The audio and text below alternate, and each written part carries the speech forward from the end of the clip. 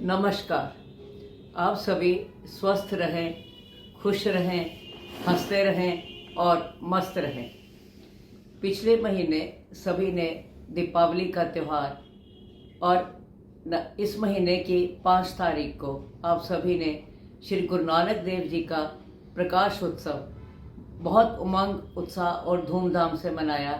इसके लिए सभी भारतवासियों को हार्दिक बधाई।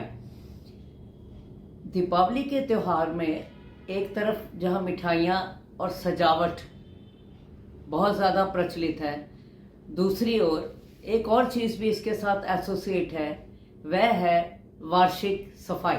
जी हाँ, वार्षिक सफाई। और इस वार्षिक सफाई में क्या होता है, कई बार महंगी चीज़ें या महंगे कपड़े रखे हुए अलमारियों में निकलते हैं, जिनको देखकर हम कह उठते हैं, ओहो, इन्हें तो हम यूज़ करना ही भूल गए। और यह आम तौर पर सबके साथ हो जाता है। लेकिन होता क्या है कि अब समय के साथ उसमें से कुछ चीज़ें उपयोग करने लायक अब नहीं लगती, वो बेकार लगने लगती हैं समय के साथ। ऐसी चीज़ें जब बेकार हो जाती हैं तो परेशानी तो होती ही है। इसीलिए कहते हैं कि समय रहते सब चीज़ों का उपयोग कर लीजिए, कहते हैं। और इसी आशय से मेरी आज की वीडियो का टाइटल है, उपयोग करें या खो दें, यानी यूज इट और लूज इट। बंद लिफाफे में रखी सी चिट्ठी है जिंदगी, बंद लिफाफे में रखी सी चिट्ठी है जिंदगी, ना जाने अगले पल कौन सा पैगाम आ जाए। इसलिए महंगी और अच्छी चीज़ों को फिर किसी अच्छे समय पे उपयोग करने की सोच छोड़कर भरपूर उपयोग करते हुए जिएं। याद रखें, बिना उपयोग के पड़ी हुई मशीनों में भी जंग लग जाता है। वह ज्ञान जो बांटा ना जाए बेकार हो जाता है। पड़े हुए पैसे की कीमत भी कम हो जाती है। यानी किसी भी चीज़ का मूल्य तब तक है जब तक उसे उपयोग किया जाता है। किसी ने सही कहा है, जिंदगी की सबसे बड़ी ट्रेजेडी मौत नहीं है, अपितु आपके जीते जी बहुत सी चीज़ों का बेकार हो जाना सबसे दुखद घटना है। एक छोटी सी शिक्षाप्रद कहानी के थ्रू इसी चीज़ को मैं बताने का प्रयास करती हूँ।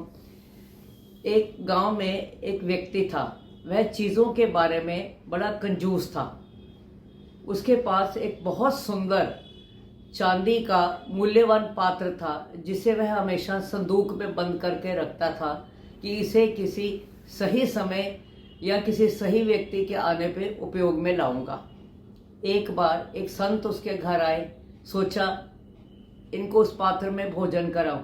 दूसरे ही पल वह पात्र वापस रख दिया, यह सोचकर कि कोई राजसी व्यक्ति जब मेरे घर आएगा तो उसे इस पात्र में भोजन कराऊंगा।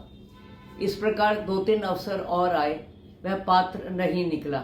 एक दिन स्वयं राजा उसके घर पधारे, तब उसका बहुत मन हुआ कि राजा को इस पात्र में भोजन कराऊं। दूसरे ही पल उसे याद फिर आया कि इस बार तो राजा युद्ध हार कर आए हैं, इन्हें नहीं, किसी अति गौरवशाली व्यक्ति को इसमें भोजन कराऊंगा।